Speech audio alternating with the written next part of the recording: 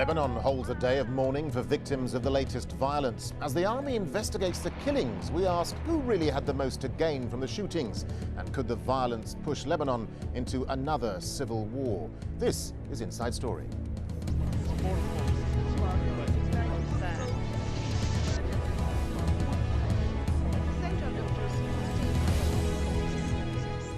Hello, I'm Darren Jordan. Well, Lebanon remains on high alert after violent street clashes which led to the deaths of at least 6 people. Protests over power cuts in Beirut's southern suburbs soon spiralled into full-scale riots involving troops. It's not yet clear how the victims, all Shia Muslims and including an official from a government opposition group, were killed on Sunday. The street violence, the worst in Lebanon for 3 years, comes as the country struggles with continuing political turmoil.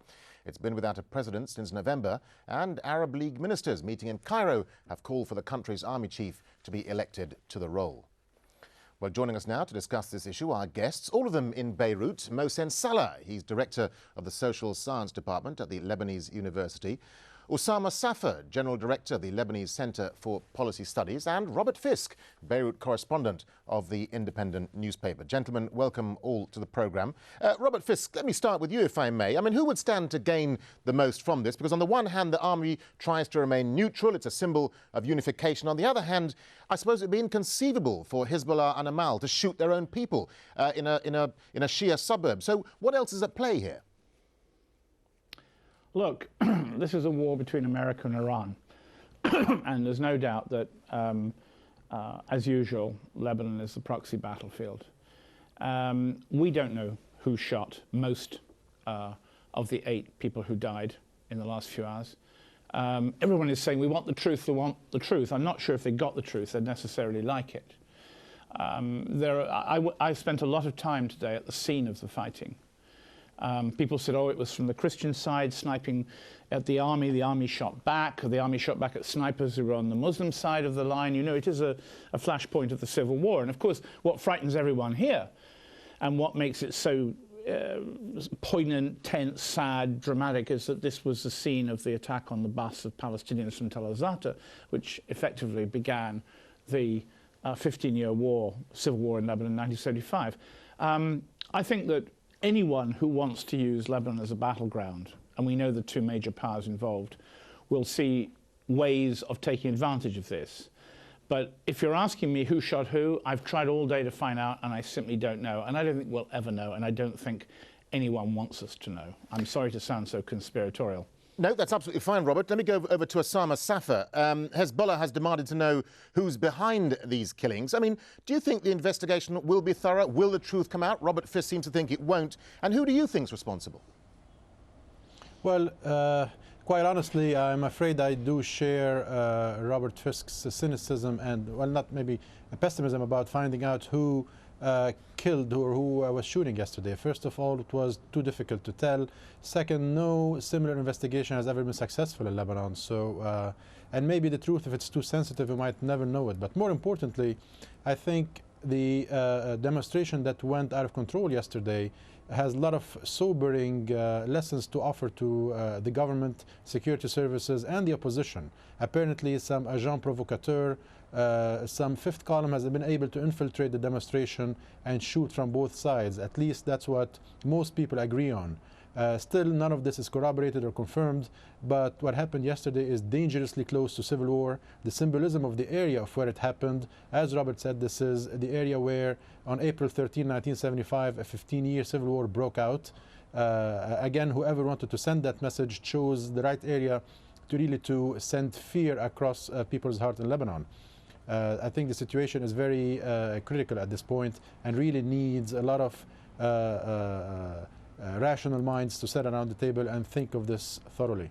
It's an interesting point you make. Let's bring in MOHSEN Salah now, because critics have pointed out that these demonstrations may have been stage managed, because there are reports there were no women, children or elderly people at the actual demonstrations, just young men willing to fight and cause problems. Do you agree with the 5th column principle?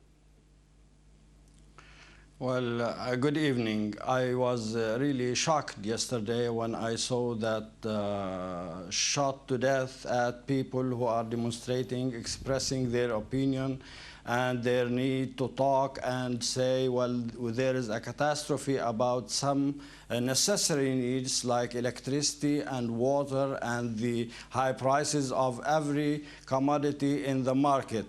And I guess these people have the right to do things, protest, for example, and the army, the National Unity Army, should protect these people. And I guess whether there is a 5th column or 10th column, the army was there in great numbers and should protect these protesters who are expressing their needs.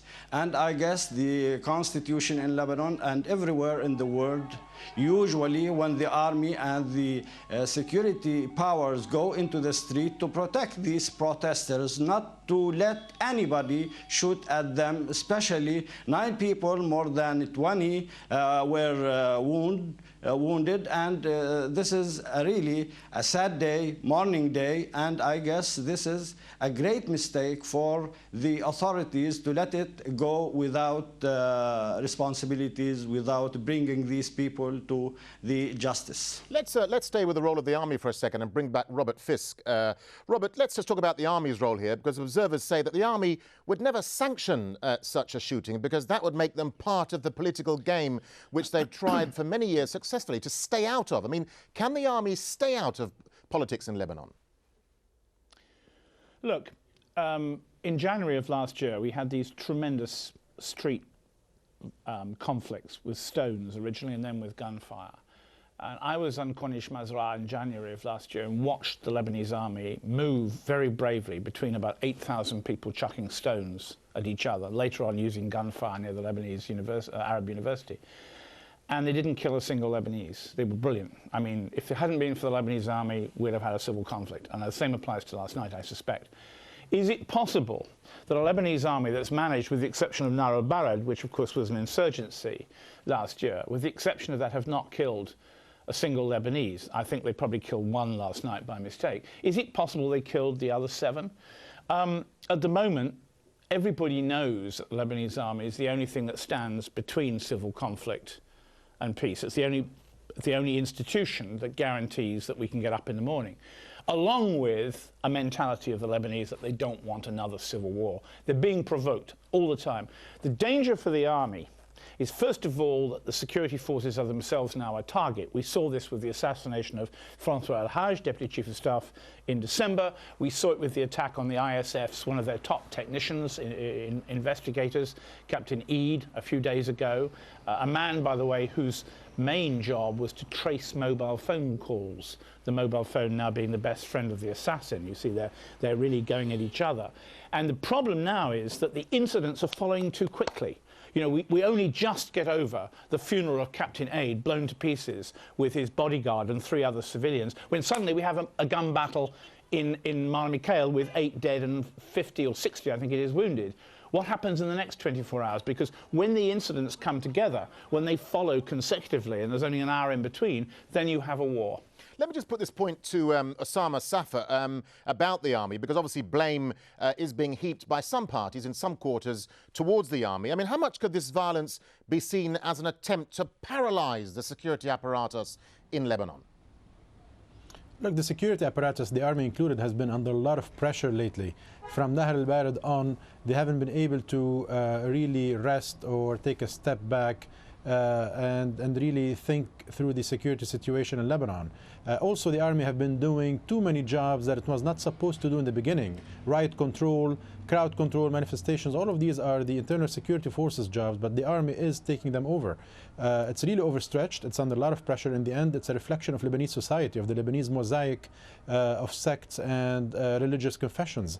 If it continues to take pressures like this, we're not sure how long it will succeed in keeping the peace. Also, in the absence of most of the other functioning institutions, the parliament being not convening for 15 months now, the government is in almost full paralysis. The presidency is vacant. The army has been the single most standing institution able to perform and credibly perform also.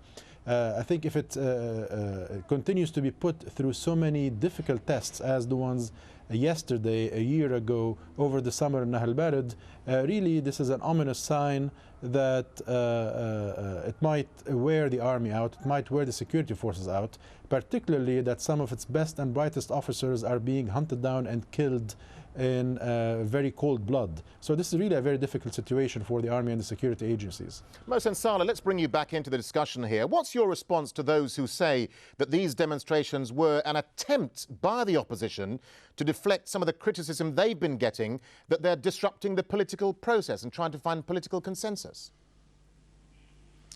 Well, we could say so if the electricity and the water supplies and all these things are going very well, and the people are living peacefully and without these hindrances and problems. Since we have these problems, people can take this whether under whatever conditions they burden these things, and they are trying supposedly to use it. Let the authorities do to fix these problems, and then ask the people for justice and not go to the street and make the situation better, and I guess protect the people. I guess 2 years ago many demonstrations went into the street, and as your guest signed before me, that nobody was wounded or killed. And what happened now in a small street, more than about 100 people, 9 of them were shot and more than 20 were killed. And the situation, if it's been used by the opposition parties, which is not right, Ali Hassan Khalil from the Amal and Hezbollah condemned such acts, and they said these people went spontaneously into the streets and they are not responsible about the demonstration, and they never called for this demonstration, especially this demonstration, and they declared many times that they won't stand behind the social needs of the people. And I guess the authorities, they said they are waiting these steps, these practical steps from the people in order to shoot at them, and that's what they have done. And I guess the authorities take the responsibility, and they should say who did such mourning day. OK, gentlemen, stay with us, won't you? Because it's time for a short break now. But when we come back, we'll ask, could an Arab League plan have any chance of bringing together Lebanon's rivals? And is a political solution now even further away? Stay with us.